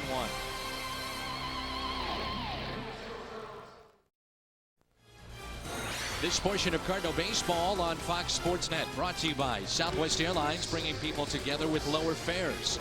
By Suzuki, maker of innovative motorcycles, scooters, and all-terrain vehicles. And by Hardee's. Try Hardee's new charbroiled thick burgers, 1/3, 1/2, and 2/3 pound burgers made with Angus beef. Olympic Stadium in Montreal. We're getting a lot of emails wanting to know about the future, the viability of this franchise to survive here in Montreal. Will they be here next year? Is this the Cardinals' final visit to this ballpark and to this city of Montreal? And at this point, it's still, like we said, it's up in the air. Well, I think people here in Montreal have been saying that for the last 4 or 5 years. Is this the last year? Places like Northern Virginia, Portland, Oregon, New Orleans has been talked about. The thing, what I see though, Danny, is every place you're going to move is going to be you're going to have the same problems. There's going to be a small television market. Puerto Rico, no television market. That's the biggest concern there, as Robinson puts that one away for the first out for Garrett, Stephenson, and the Cardinals here in the bottom of the 7th. There's Mouse. He's our buddy. He's done every televised game out of Olympic Stadium. Of course, I go back to Jerry Park. And in the break, I'll tell you the first thing that was told to me by a fan there at Jerry Park. I'm assuming that's something that's not for broadcast purposes. Correct. Okay. Correct. Because we have plenty of time to talk about whatever that fan wants to discuss with you. 1969 was Jerry Park. They spent 8 years in that ballpark, and then, as we mentioned before, 1977, the first year here at Olympic Stadium. And Cordero Hits it into deep center field. This is a spacious ballpark. Room there for Robinson. He's been busy. That's 2 outs. You know, people really don't want to hear the word contraction, but contraction made perfect sense. What didn't make sense is to stop at 2 teams. It should have been 4. Tampa Bay, Florida. And Minnesota wasn't one to begin. No. But Tampa Bay, Florida, Tampa Montreal. Bay, Florida, Montreal. And, you know, prior to this year, Kansas City was very much on that list. Or maybe the one that made the most sense, Milwaukee. Doesn't a guy live there, though, that kind of runs the league? Yeah, but he doesn't have any association with the ball club. Of course he doesn't. He doesn't have any association Al, with if you haven't picked up, he's giving up all controlling interest of the Milwaukee Brewers. He already did that, so, you know. Milwaukee is That'll leading save the Mets. That'll save him. But who doesn't beat the Mets these days? That's 4-3 in the 5th. And we'll see the Mets in Shea Stadium over the weekend. The 0-2 pitch is a ball in the dirt to Brian Schneider. Quietly, Garrett Stephenson pitching a heck of a ball game, along with Liván Hernández. Tim McClellan, I was talking with and he introduced me to his son, who was with him on this trip. They actually lost their off day. There was a crew that was here in town that had to make up a game, and the crew went yesterday to New York, where they were going to start a series, and Tim McClellan's crew worked the 4th game of the Atlanta series and then has the first 3 games here, or the 3-game series with the Cardinals. Tim McClellan is a pretty famous umpire these days. He was part of the George Brett Pine Tar game, and he was part of the Sammy Sosa cork bat incident at Wrigley Field. Yep. And players in a recent vote on Sports Illustrated voted him the most respected umpire and the guy that they like to deal with the most. That's saying a lot. As Schneider pops this one up again. Shallow center. The shortstop, Renteria, calls for it. And Garrett Stephenson back in the rotation tonight is through 7. Widger, Stephenson, Bo Hart coming up.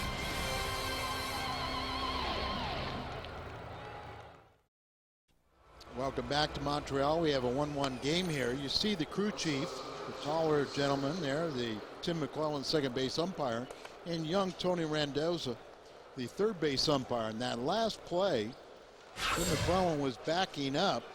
As he sees the pop-up going out, he initially tells his young third baseman, part of the rotation, you come to second base. Then he realizes that it's not going to be that far into the outfield.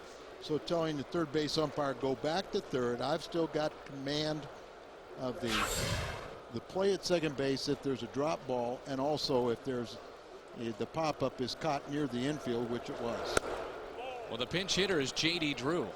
Good stuff from our crew. Home field advantage goes to the family arriving at the game in their new Ford Windstar, now with $3,000 cash back or 0% financing for 60 months.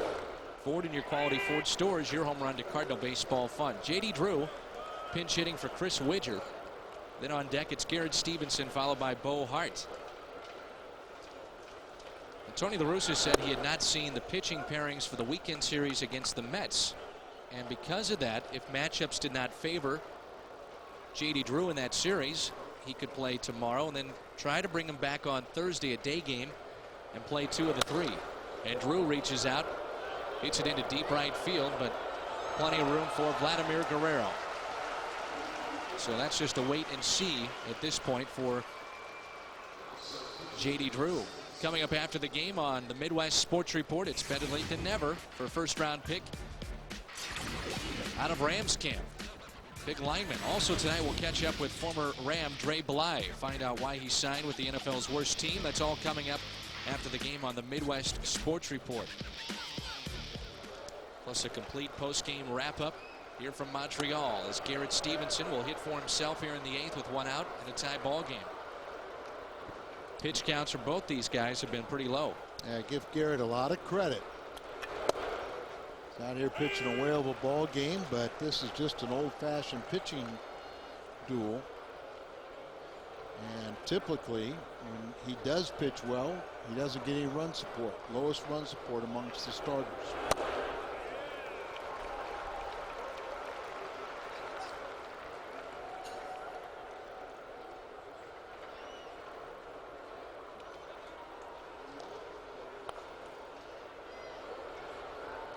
Here's a 1-2 pitch up and away to Garrett Stephenson. So Mike Matheny will take over behind the plate for Chris Widger. And a strikeout of Garrett Stephenson.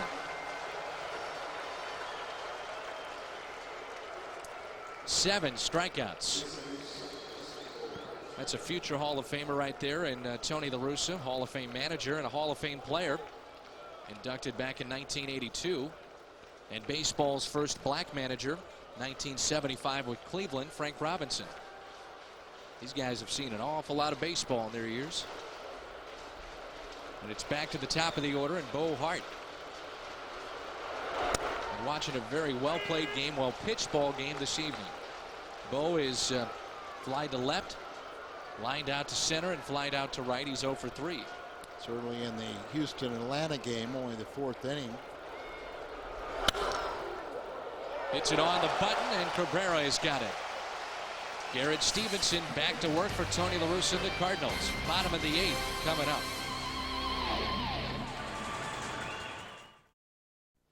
Keep cool as the season heats up. Sport your summer threads. Get your MLB authentic caps, jerseys, t-shirts, and more at STLCardinals.com, the STLCardinals.com shop for all things baseball.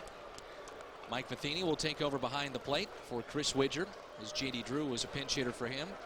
First batter in this inning, an important one, the number 8 man in the order with Liván, Hernández on deck, and then Endy Chavez.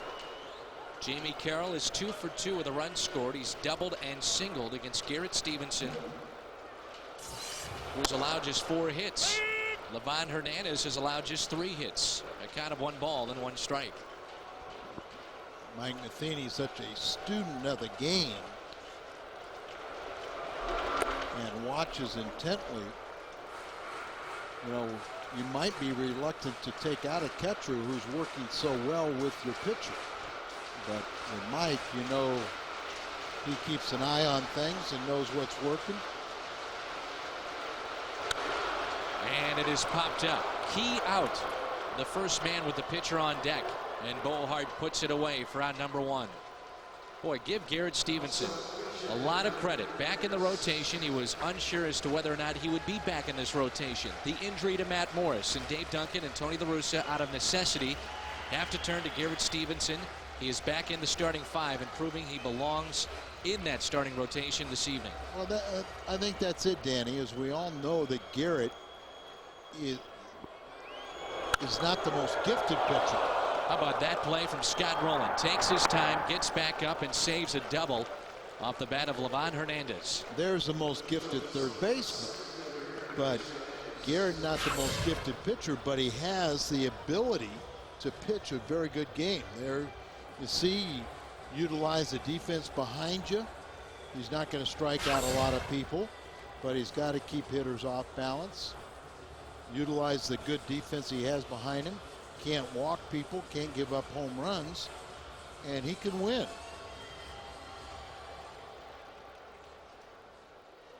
Leadoff man retired, then the pitcher who came up second, now the leadoff man in the order, Endy Chavez. So important that he got Jamie Carroll, and we talked about the guys behind Garrett Stephenson. Will they put in the effort? Well, how about the plays tonight? One from Bo Hart, diving play up the middle. 2 great stops from Scott Rowland. Kerry Robinson has been busy tonight in center field.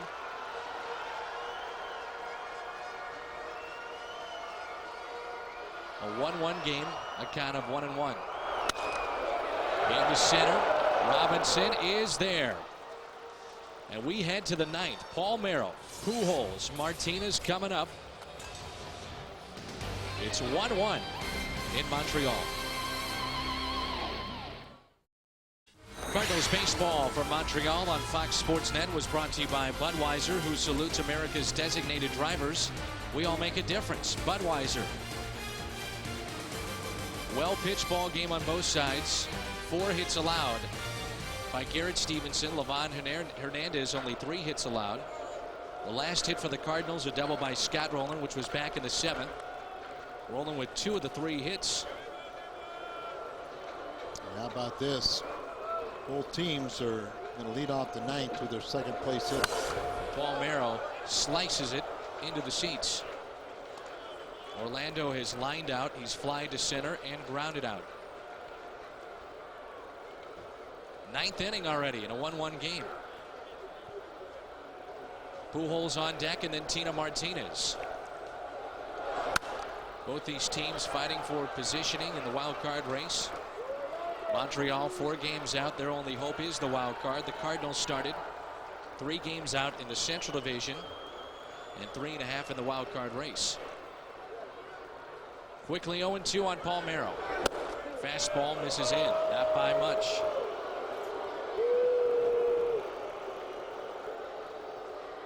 Boy, Liván Hernández wanted that pitch, and he didn't miss by much at all. Yeah, but I thought he did miss. 1-2 the count. 2-2. Palmeiro 3 RBIs in the game on Sunday, including that key hit in the 9th inning. And that was off the bench. So continues to just play extremely well. He's jammed a bit and pops it up. That's the first out to start the 9th inning. And it brings in Albert Pujols. Pitch count at 110 for Hernández. Well, he's used to going this and more. And he's see there his average is 107, but 7 times he's gone over 120 pitches. Albert Pujols went 8 for 18 against Pittsburgh in the series. And he continues to hit the ball hard, extends his hitting streak to 13 games. His first hit this evening. That was a rope to the opposite field. Remember Tino and Rowland to follow, but opposite field after being 0 for 3 with strikeouts the last 2 times.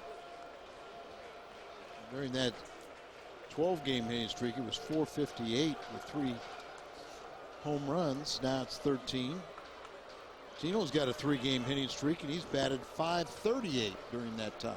4 hits in the game on Saturday against Pittsburgh, along with Pujols, who also had 4. Cardinals with 19 in that ball game. 3-hit game last Wednesday at San Diego. Both teams 1 run, 4 hits. And now you go back to May 21st. Tino Martinez, one of the hottest bats in this lineup, batting .324 with 33 RBIs. That coincided with the interleague play against the American League East. I think it coincided with his luck changing too. A little bit of everything helping out. And Tino overall batting .285. A ball and a strike. Bottom of the 9th, it'll be Wilkerson, Cabrera, and Vladimir Guerrero. How deep the center fielder is. All kinds of room into left center field. And remember, on the turf, you get a gap there, it's going to go to the wall.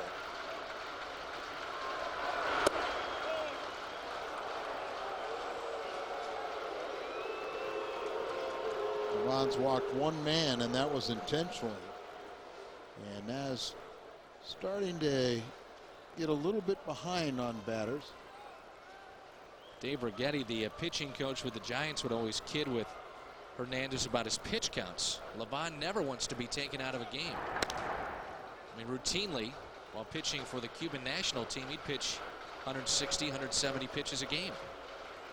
He got to the major leagues, and that changed. Didn't want the change up, didn't want the curveball, didn't want a fastball away, fastball in.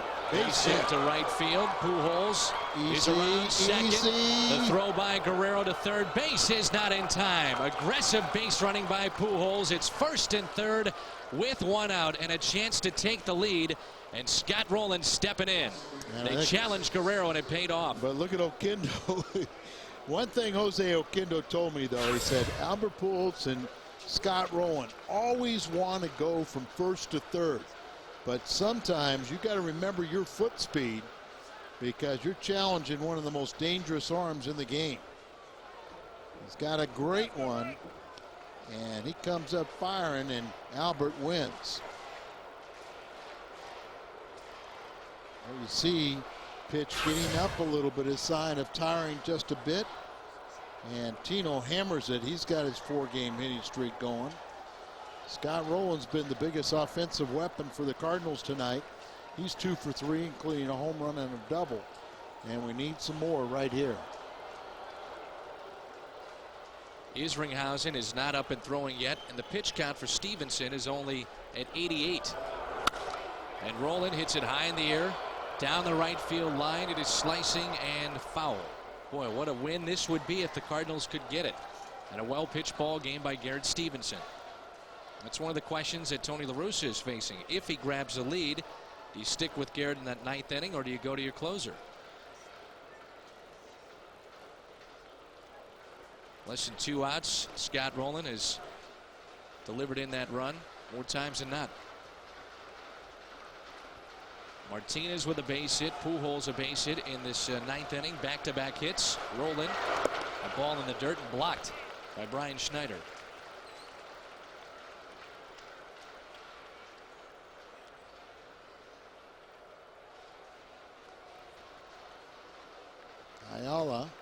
Luis Ayala is warming up in their bullpen.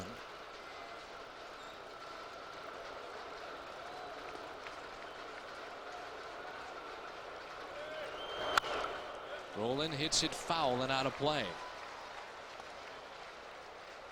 1 ball and 2 strikes.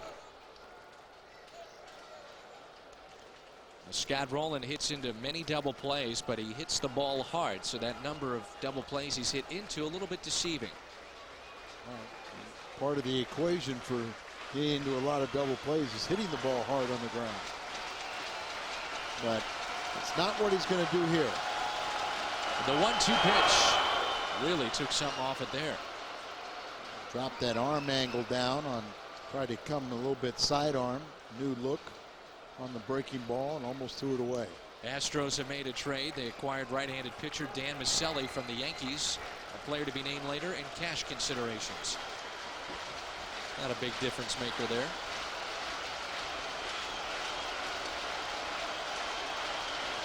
Game on the line here with 2 balls and 2 strikes. And a ball in the dirt with Renteria on deck. And a full count pitch coming.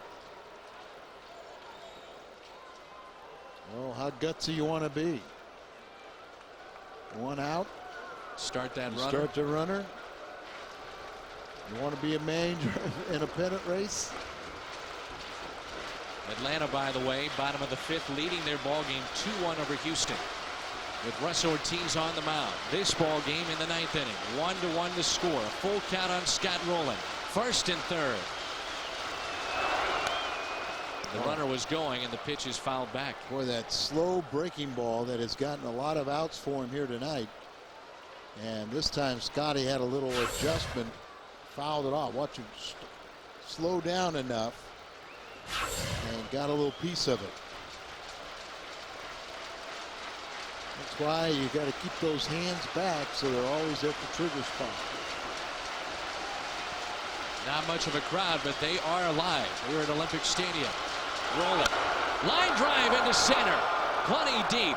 Pujols will tag up, and the Cardinals have the lead. 2 RBIs on the night for Scott Rowland. He delivers here in the 9th.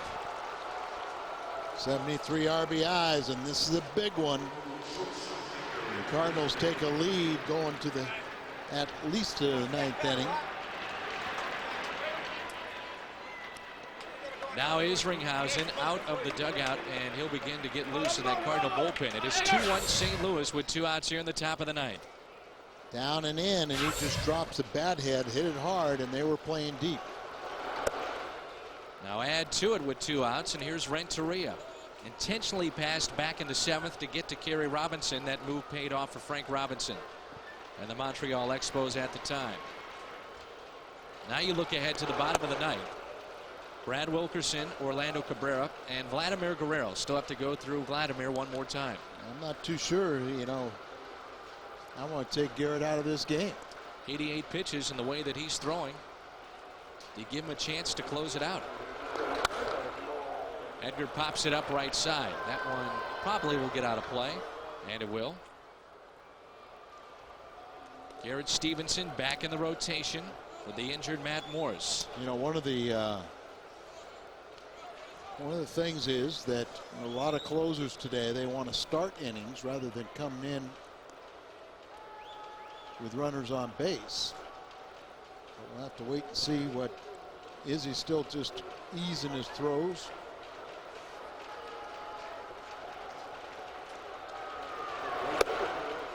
Two and two, the count on Renteria. Still good velocity by Liván Hernández. Well, the Cardinals in one-run games have had crushing defeats this season. You win a game like this, it propels you to bigger and better things to start a road trip. And we win a one-run game Sunday. And a strikeout of Renteria. Decision time for Tony La Russa. Bottom of the ninth, 2-1 Cardinals.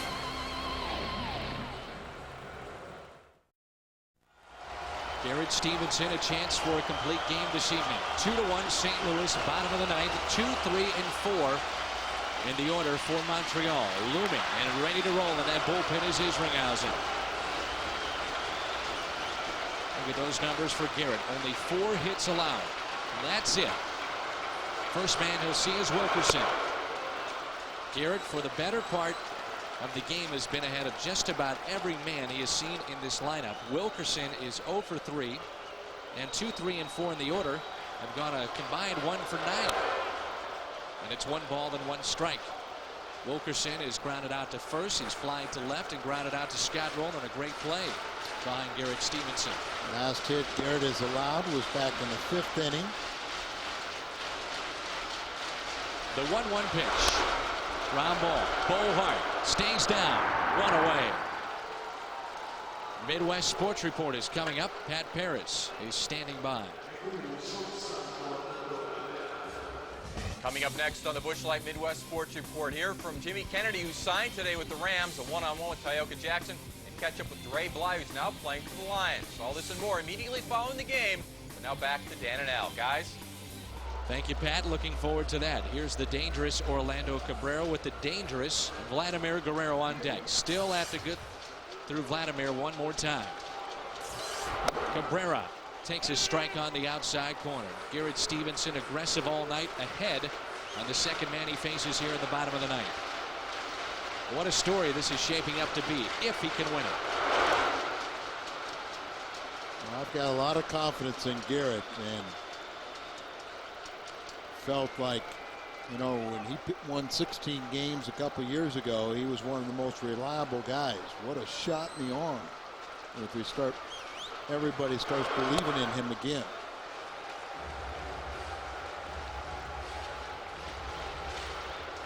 Two balls, 1 strike.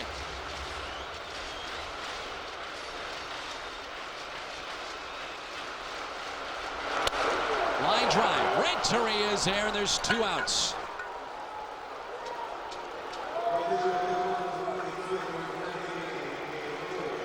And it's Vladimir Guerrero, the final man that Stephenson could face tonight. I asked Chris Widger, who played with Vladimir, I said, how do you pitch to him? He said, I'm going to jam him. He said, I've seen too many times when people pitched away, even when they tried to pitch around him, that he would hit balls with his long reach. They're back inside. They've gotten him 3 times this evening. Vladimir Guerrero has popped out to Bohart. He's grounded out weakly to the first baseman Tino Martinez and popped out again to Bo. The 1-0 pitch. This is low and away. A lot of times you've got to be very careful pitching inside late in the ball game, because if you miss inside, you give up home runs. So they established in on the first pitch, went back away with the second pitch. And there's been 2 or 3 like that that Garrett is just kind of indication that he's really losing it. Wouldn't be the worst thing in the world to see. Look at Pujols. Blocked. His back is up against the wall, but that's it. Nothing over your head. That away. 3-1 count. A good hitter like Vladimir, this is when they do damage on cripples counts. Oh. Wow, what a cut there. It's a full count. A strike away for Garrett Stephenson. A strike away from a win. He has not walked a man. He's pitched a brilliant ball game, and it's coming down to the last pitch.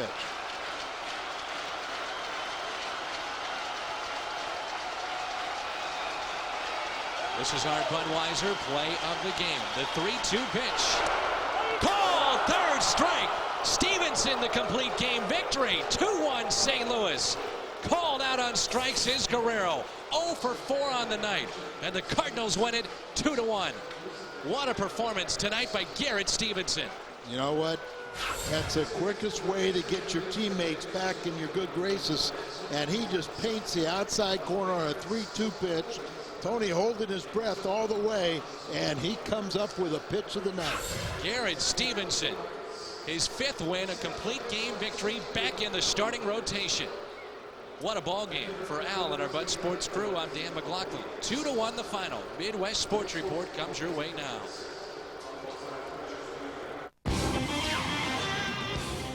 Now on the Busch Light Midwest Sports Report. Jimmy Kennedy arrives at Rams camp, but he's not quite as fresh as you might think. I'm Jim Hayes in Macomb. That story is coming up. We'll check in with former Ram Dre Bly. Could Bo Hart and J.D. Drew be on their way out of St. Louis? We'll have the latest Cardinals trade rumors. Plus, a one-on-one with tomorrow's starter, Dan Herron. Good evening. This is your Midwest Sports Report, presented by Busch Light. Hello, everybody, and welcome to your home of the Cardinals. Alongside Rob King, I'm Pat Patterson. This is the Busch Light Midwest Sports Report. We're going to get you right back to Montreal to put a wrap on tonight's Cardinals Expos game. Plus, we'll run down the latest Cards trade rumors. Yeah, we're going to begin with trade rumors swirling. The Cardinals began a 6-game road trip tonight in Montreal. Garrett Stephenson getting the start for the Redbirds, trying to prove he belongs back in the Cards rotation. For a recap of tonight's game, we go back to Montreal, where Dan and Al are standing by live at the scene, brought to you by Ace Mortgage.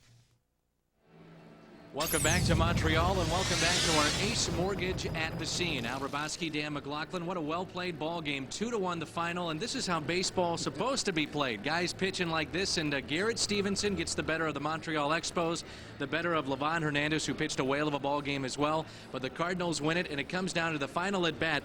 Power against Garrett Stephenson. So dangerous. Vladimir Guerrero, and Garrett wins that battle. Well, Vladimir is the all-time home run hitter here at the Olympic Stadium. And the last pitch, a 3-2 pitch, he nails it right on down and away. You know, I don't know if Garrett's ever pitched a better game.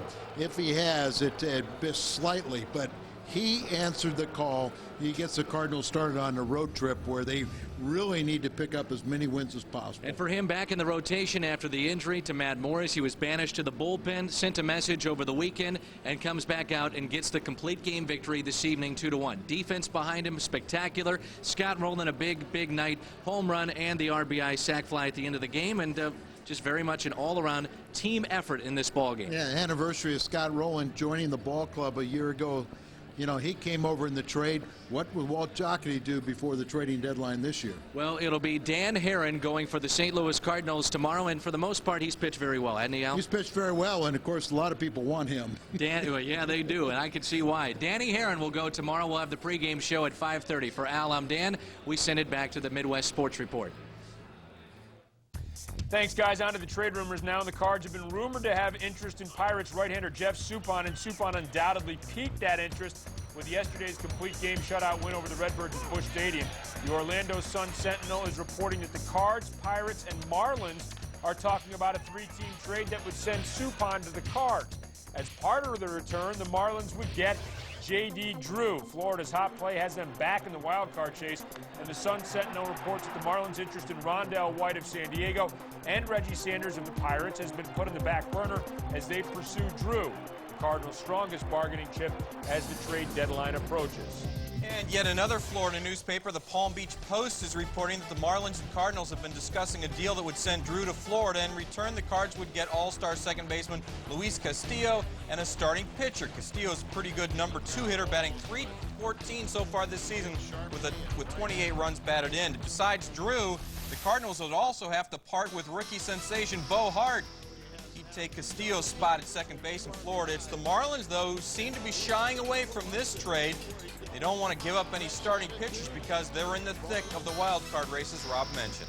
Meanwhile, it's been widely reported that the Cardinals scouted Rangers righty John Thompson on Sunday in Seattle. Thompson, who was 8-10 with a 5.45 ERA, went 8 strong innings for the win, and the Dallas Morning News says the Cards discussed Thompson with Rangers GM John Hart yesterday, but the Fort Worth Star-Telegram says the Rangers don't seem all that interested in what they'd get in return from the Cardinals for Thompson. With more thoughts on trades, here's Jeff Gordon from Press Row. You know, it could be very sad in Cardinal Nation this week. I may have little tears going down my eyes because J.D. Drew's era could finally end. You know, we've been waiting and waiting and waiting for young Mantle to arrive as a great star in this game and use those 5 tools. Well, it may never happen, and it may never happen here. Quite frankly, it's time to make a trade. Walt Jocketty's got very little to deal. He's got a very acute problem at pitching. He's got to make a move. He's got one chip among improving players. That's J.D. Drew. They've got to find a taker for J.D. and admit that down the road, long range, as you look forward with this franchise, you weren't going to be able to pay J.D. anyways. Look, this guy has made big money, about $20 million so far as a Cardinal. He was going to command big dollars. Arbitration, free agency, it was all ahead. Large dollars going to J.D. Drew. And for what? You're not sure about him. You're sure about Albert Pujols, you'll pay him. You're sure about Scotty Rowland, Edgar Renteria, Matt Morris. You're going to pay these guys. You can't keep everybody. You can't pay everybody. This is how the Cardinals got so many of these fine players to start with. So they have to admit, J.D. Drew, your future here, very unsure. Their need for pitching, very sure. The combination of those elements means it's time to move J.D. Drew for a pitcher. Help yourself in the short term and admit that in the long term, there just wasn't going to be a place in that big payroll for J.D. Drew. Make the move. Thanks, Gordo. Log on to foxsports.com, keyword Midwest, to cast your vote on tonight's Busch Light poll question. Which pitcher would you like the Cardinals to trade for? Calvin Escobar, Sterling Hitchcock, Sidney Ponson, Jeff Suppan, or Jeff Weaver? And for more scores and great prizes, check out the Midwest Sports Zone at Busch.com. This week's prize, 4 box seats to a Cardinals game, 4 Cards Busch jerseys, plus a field tour prior to the game. All right, that's the future of the Cards. Let's talk about the present. And your home of the Cardinals, Fox Sports Net, and their next game comes up tomorrow night, 5:30. It's Cardinals Tonight with Dan McLaughlin. 6 o'clock, the Cards and the Expos, Game 2 from Montreal. Afterwards, Rob and I'll be back for another edition of the Busch Light Midwest Sports Report. Speaking of tomorrow, here's a look at the starters. It's Dan Aaron, 1-2 with a 4.32 ERA. Going against Claudio Vargas, 6-6 with a 3.66 ERA. Aaron's coming off a no decision last Friday's start against the Pirates, but he continues to show plenty of promise. Dan McLaughlin goes one-on-one now with tomorrow night's starter. Okay, guys, thank you. Danny Herron getting the start tomorrow here in Montreal. And let's start first about your first month here in the major leagues. The biggest adjustment that you've had to make so far? Just learning a little more how to pitch, you know, just keeping the ball down and making pitches and trying to get ahead of hitters is just something I've been really trying to do, especially the last couple starts. For the most part, you're pretty relaxed at this level? Yeah, you know, last time when I was on the mound, I was out there and I was thinking that, the crowd really wasn't bothering me too much, and it was pretty loud, and, I'm kind of getting used to it, and I really enjoy pitching at home, but on the road is also fun, too. Let's talk a little bit, too, about guys that maybe have helped you out. Anybody really take you under their wing and really showed you the ropes here in the first month or so?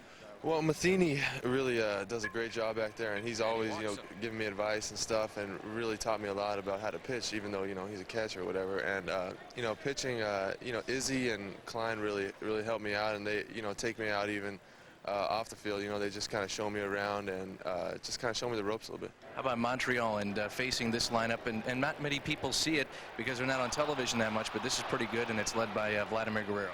They're a real good lineup. Just up and down. You got Vidro, Guerrero, Cabrera's been, stroking the ball lately, and it's going to be tough. And I know they're good at home, and they've been scoring a lot of runs lately, especially against the Braves this last series. Good luck tomorrow night. Thank you. Danny Herron, he'll get the start.